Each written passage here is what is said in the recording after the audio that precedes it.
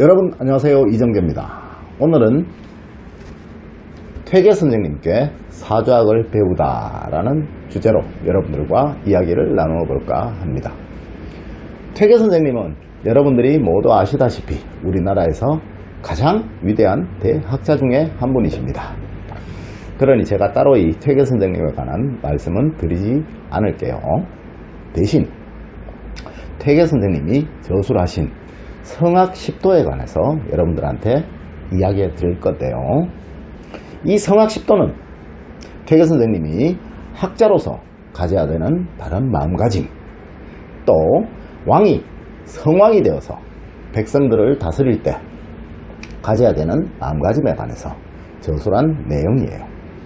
자, 이 성악 10도는 1도에서 5도까지는 인륜과 덕업에 관한 내용이고요. 6도에서 10도까지는 학자들이 두려워해야 되는 마음가짐, 또 공경에 관한 그런 내용을 담고 있어요. 이 성악 10도 중에서 가장 중요한 제1도입니다. 제1도에 관해서 여러분들에게 오늘 이야기해 드릴 건데요. 제1도는 여러분들이 보시다시피 태극도입니다. 이 태극도에서 우리 현재 사용하고 있는 이 사주학 또 음양오행학에 관한 모든 것들을 다 이해해 볼 수 있는데요.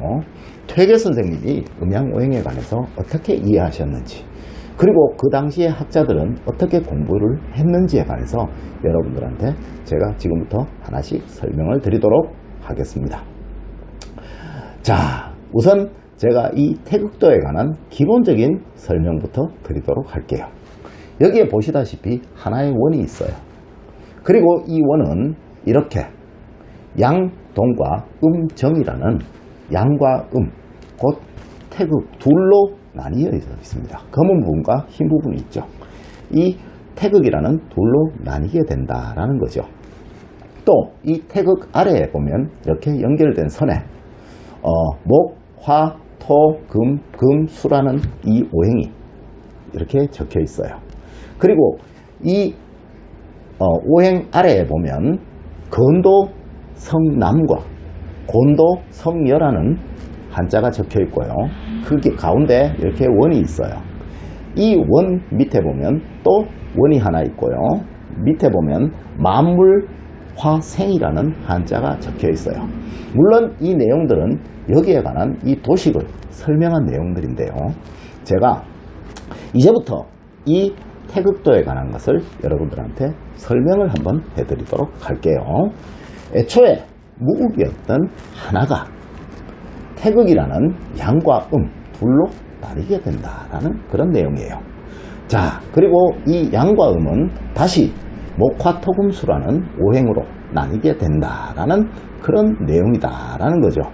그리고 그 아래에 보면 건도 성남이라는 내용이 있어요. 이는 하늘은 곧 남자를 만들었다. 하늘은 남자의 길을 만들었다라는 그런 내용이고요. 곤도 성여라고 옆에 적혀 있어요. 이는 땅은 여자의 돌을 만들었다라는 그런 내용이에요. 그리고 가운데 이렇게 원이 있고요. 또 그 아래에 원이 있어요. 그리고 만물화생, 만물이 모두 만들어진다라는 그런 내용이에요. 자, 이를 제가 자세하게 해석을 해드리도록 할게요. 1태극이 양과 음으로 나뉘게 되는 거고요. 이 양과 음이 오행으로 나뉘게 되는 거예요. 이는 음양과 오행론이죠. 근본적인 이론이다라는 거예요. 다음에는 사람에 관한 내용이 있어요. 남자와 여자가 있다라는 거죠. 자, 남자와 여자가 하나의 태극, 1태극 여기 있거든요. 한문으로. 하나의 태극으로 모였을 때, 만났을 때 세상의 모든 것들이 만들어진다라는 그런 내용입니다. 자, 이 말은 무슨 말이냐면요.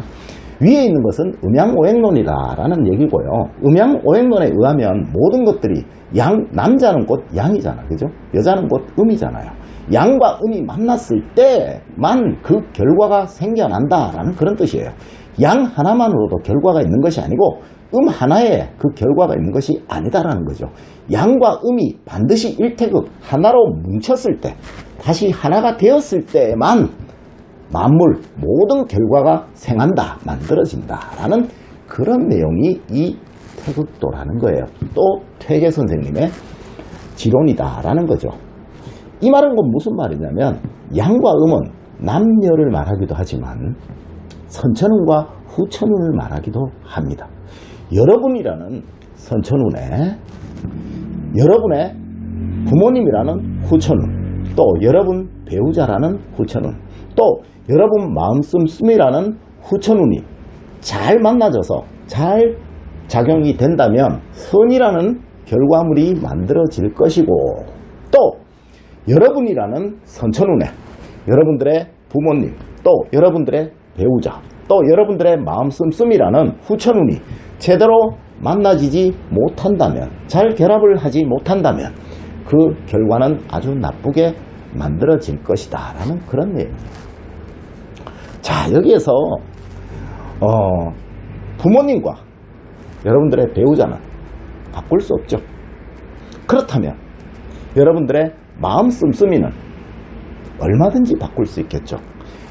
여러분들의 타고난 선천운에 여러분들의 후천운이 잘 적용이 되도록 여러분들의 후천운, 마음가짐, 마음 씀씀이를 잘 단련하고 가지게 된다면 여러분들의 모든 삶, 여러분들의 모든 성취가 다 이루어진다라는 것이 퇴계 선생님의 가르침이다라는 거예요.